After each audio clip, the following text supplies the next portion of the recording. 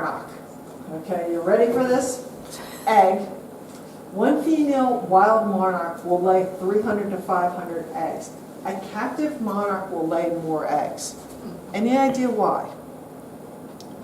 It's believed that captive monarchs don't have the stress of trying to find food, that they know it's there, so therefore they produce more eggs. Eggs hatch in 4 days. It's a quick cycle. Okay. Next stage, caterpillar. The caterpillar eats only milkweed. 2 weeks, the caterpillar becomes fully grown. So those 2 weeks, that's all that thing's doing, is eating milkweed. I have to just tell a little. Last year I put in some milkweed and during the summer, and it was a very nice, very healthy plant that I'd gotten from the nursery. And one day I went out and there were no leaves on this plant at all. And I thought, oh, what's going on? And then I looked closely and there were 6 caterpillars on the milkweed plants. They had eaten all the leaves, but they had gotten so juicy and plump. they were ready to go. Oh, and they might have made good bird food too, I don't know, but at any rate, because that is another important consideration, but there we go. So 2 weeks and we go beep. Pupal or chrysalis, this stage lasts for 10 days. And if you look at the slide here, you see like the little beads at the top? They're almost like little gold beads at the top of the chrysalis on the side there. That's how you can tell that it's a monarch butterfly chrysalis. Excuse me. You see it like right in there? Right there. Beep. Okay, the adult. The adult lives for either 2 to 6 weeks or 6 to 8 months, but it doesn't really get to choose. So it's either 2 or 6 weeks or 6 to 8 months. And later on, we'll talk about why is that. Hang on back there. Okay, so life cycle, step 1. Stay with me here, okay? February to March, the butterflies come out of hibernation and they find a mate. So this is happening in Central America where the butterflies winter over. They migrate north to find a place to lay their eggs. This couple is called Adam and Alice. So Adam and Alice, they've met, they've traveled north, Alice has laid the eggs, okay? So Alice and Adam die. Okay, after they lay the eggs. So March to April, eggs hatch after 4 days, caterpillar eat the milkweed for 2 weeks, chrysalis for 10 days, butterflies for 2 to 6 weeks. This couple is called Barbara and Bruce. And then after 2 to 6 weeks, Barbara and Bruce also pass away. Next slide. May to June. Eggs are hatched, 4 days, caterpillars eat milkweed for 2 weeks, chrysalis for 10 days, butterflies for 2 to 6 weeks. This couple is Christopher and Carolyn. Okay, so are you with me so far? Yeah. Alice and come up, Bruce and Barbara. Now we have Christopher and Carolyn. Okay, July to August. Eggs hatch after 4 days, caterpillar eat the milkweed for 2 weeks, chrysalis for 10 days, butterflies for 2 to 6 weeks. This couple is Dennis and Diane. Okay. And then they die. And then they die. September to October. Eggs hatch after 4 days from Dennis and Diane. Caterpillars eat the milkweed for 2 weeks. Chrysalis for 10 days. Butterflies for 6 to 8 months. This pair, Edward and Eleanor, they go on their honeymoon back to Central America. So that's why they live for either a couple weeks or a couple months. So the ones that come have lived longer because they made it through the year. They have their procession of children. And then the fourth pair, Edward and Eleanor, they're the ones who go back. I know. It's a bit strange, isn't it? And when you think about it, they've never been there before. They don't know anybody who's Yeah. been there before.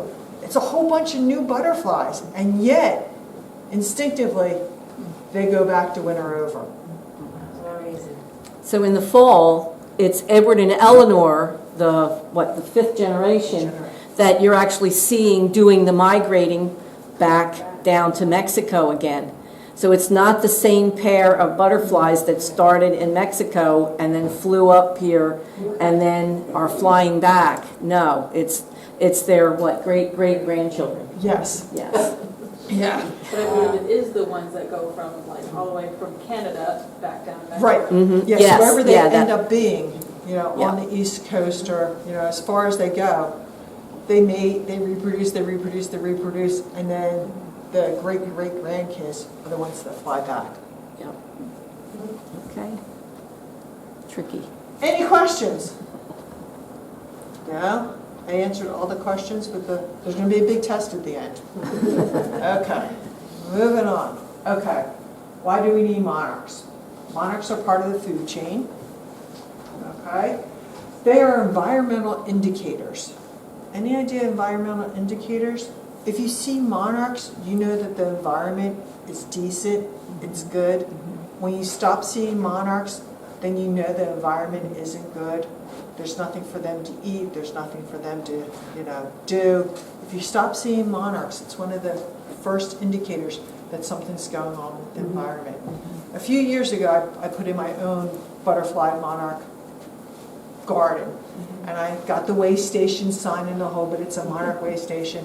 And I would wait for the monarchs. And when the first one came, as he or she flew up, I yelled, "Tell your friends I'm here," as if as if we spoke the same language.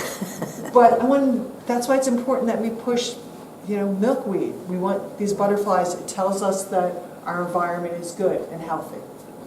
Okay, they're pollinators and they're part of the circle of life. So even though I've told you don't eat a monarch because they don't taste good, other things love monarchs. Yes. Indeed. Okay. How can you help monarchs? Plant monarch-friendly plants. Milkweed, milkweed, milkweed. Avoid pesticides. Okay? As certified gardeners, we're always pushing more organic, pesticides, herbicides. If you call our helpline number, and if you picked up the seed packets on the back, there's the helpline phone number. We can give you a lot of different suggestions on how not to use chemicals in your food, on your lawn, in your house. Just try to stay away from them. Please stay away from herbicides and pesticides. Go natural. Leave some weeds.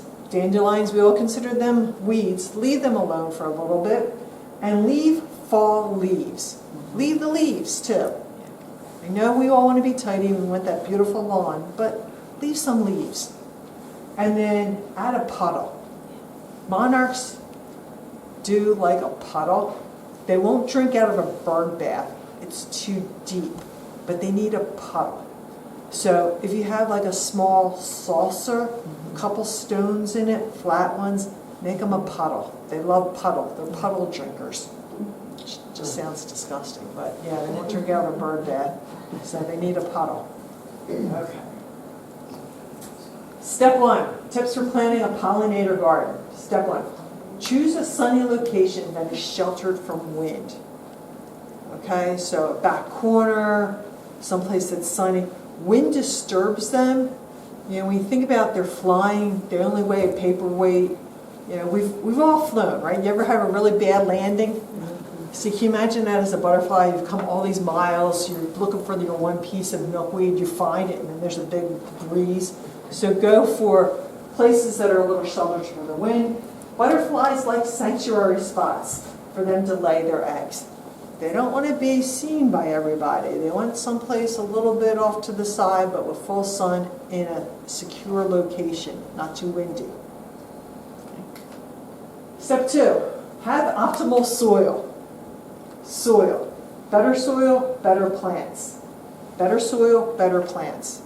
Compost. Does Audubon offer free compost? Because I'm from Pennsauken and they offer free compost. I tried to dissuade people not to use it because what it is the street sweepers and the leaf collection. and there's a whole bunch of gunk in it. So if you're going to use compost that you haven't purchased or you've gotten it from somebody else, I suggest screening it. So making sure there's no bottle caps or other types of gunk in it. So, Or make your own. or make your own. Yeah. Yeah, we all have table scraps, organic table scraps. Talk to Elizabeth and I, we can teach you how to make compost. It's Okay. not that hard, it's not that smelly if it's done right. No, it's not. And I just have a very small ceramic jar alongside on my counter. And then whenever I have any banana peels, the strawberry tops, potato peelings, whatever, I throw that in there, and then eventually, then outside, I have a compost bin. And it doesn't smell because I don't put in any meats and I don't put any oils in. No fried foods and so forth. If you put those things in, you will have critters and you'll have a smell. But the rest of it just naturally decomposes. And you mix that's what you call your greens, and then you mix it with browns, which would be generally dead leaves. So if you keep a pile of leaves in order to be able to mix it in with your compost pile, then you can use that, and eventually it will turn into soil for you, and you add it in. Leaves are actually the very best nutrition that you can use for soil. That's why, and on the previous slide, it's, Karen said to leave the leaves. If you use them, and that you can use them for mulch, you can shred them up even with your lawnmower, and then put them back into your garden, just like you would a bag of mulch, except you haven't had to spend the money to buy the bag of mulch. You have your own leaves there, and then you spread it around. That is much better nutrition for your soil than anything else that you can do. Leave the leaves, okay. Yep, leave the leaves. Step 3, choose native plants whenever possible. So we have a list in the back, the colored form. It tells you the native plants. I double check, they're all Mid-Atlantic, Zone 7. So go with the native species. Elizabeth did her dissertation on butterfly bushes and why she hates them. And also use a reputable plant source. Down where we're headquarters at in Lakeland, we have a greenhouse. So we grow lots of things, and we had a little bit of issue with some bugs that had gotten in, and someone had brought in a plant that didn't come quite from a reputable source, and it has spread the little bugs throughout the greenhouse. We've taken care of it, it's all right, but a reputable source. So when I look at, and being a certified gardener, I love going to lawn and garden places, but I'm kind of like the sanitation inspector. I don't want to see anything real wet. I don't want to see moss growing on things. I want the benches where the plants are laid out, I want them to look nice. I want the plants to look nice. I want all the plants to look nice and healthy.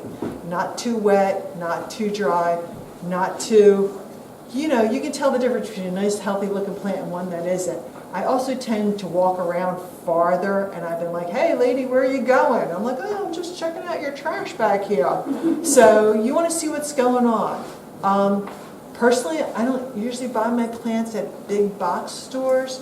I prefer a little bit of independence when I purchase my plant. I like smaller garden centers where they kind of know me and I kind of know them. If you buy from the same place, and if you're looking for something unique or different, you start building that relationship, and they'll start bringing in some stuff, especially if you're looking for something a little bit native, but natively exotic. There's a lot of garden centers don't do. And we think at the big box stores, things that they're bringing in, you have no idea where that comes from. And even though it looks pretty, oh look, I was telling Elizabeth a couple weeks ago, I was out at one of the big box stores, and there was a man buying a cherry tree, and it was all my strength not to, stop, don't plant that, it's way too early. And it had been in bloom, so I know that tree was a hothouse somewhere. It was forced, and now, we had this couple of really nice days, but I knew the weather wasn't going to hold. but yet he had this beautiful cherry tree that he probably paid decent money for that most likely will die.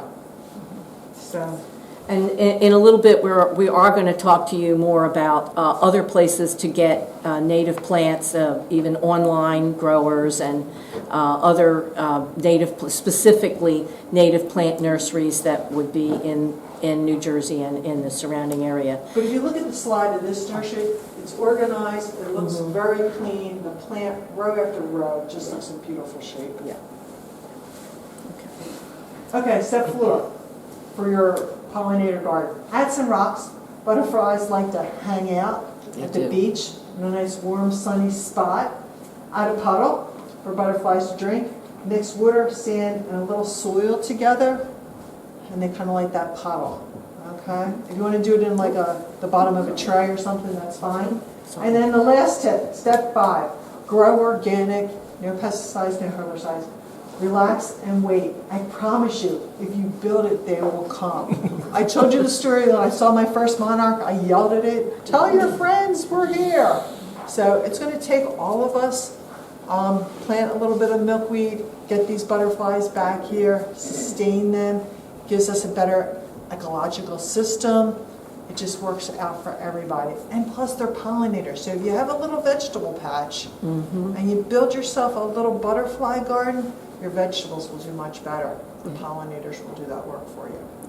Okay. Any questions? Go ahead. Why don't you like butterfly bushes? Well, you have to know that butterfly bush is, excuse me, Karen. You're fine. Butterfly bush is not native. It's invasive. It may not seem like, sometimes it may not seem like it's growing out of control in your yard, but the seeds are going lots of other places, and it eventually will crowd out other things. The butterfly, the one that's native, is called butterfly weed. Now, when you go to the nursery, are you going to buy a butterfly bush or are you going to buy a butterfly weed? It's a marketing thing. So the butterfly bush, which the Latin name is Woodlea, is not what you want. Okay. You don't want that. And you go to a garden center, frequently they don't have butterfly weed. The other reason that you don't like butterfly bush is not only is it non-native and invasive, but because of those two things, it doesn't have the nutritional chemistry to really nourish the butterflies as well as the native plants. Okay. So that's the reason for it. Okay, thank you. You're welcome. Yeah, I mean, I'm sure you've heard people talk about the spotter lanternfly. We've all done the spotter lanternfly dance. That came in from China, and it came in on a shipment of granite countertop material into Ohio.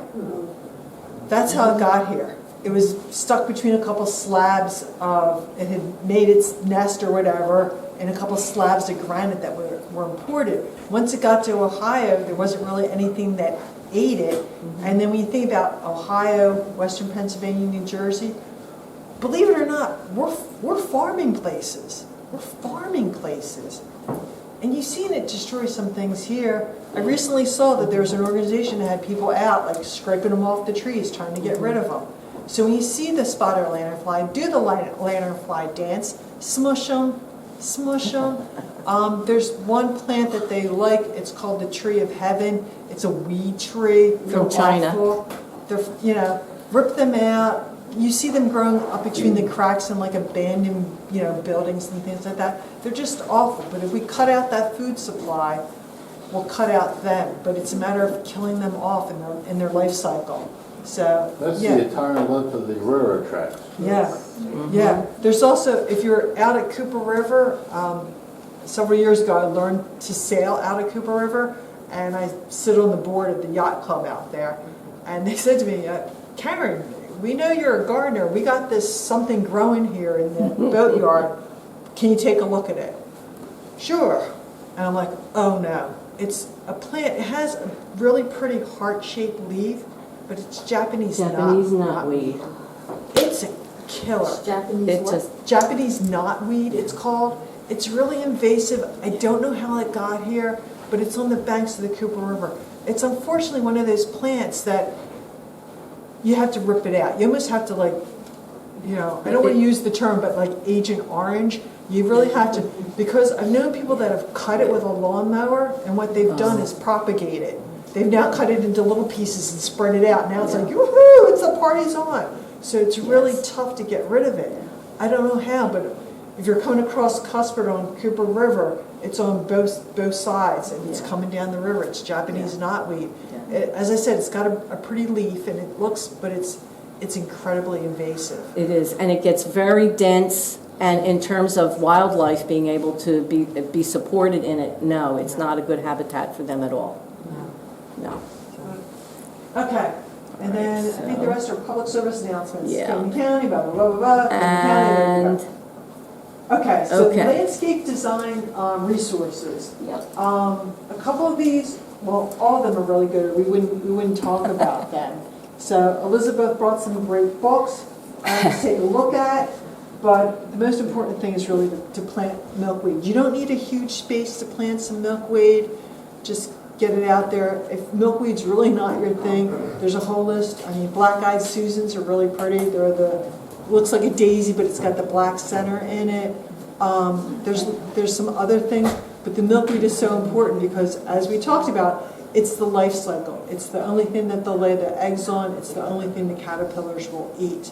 And without them being able to lay their eggs, and without the young caterpillars being able to feed, you won't see the monarchs. Right. Now, I did give there was a handout in the back that has a list of all of the things that are on this slide and the next couple of slides, but I wanted to show you in particular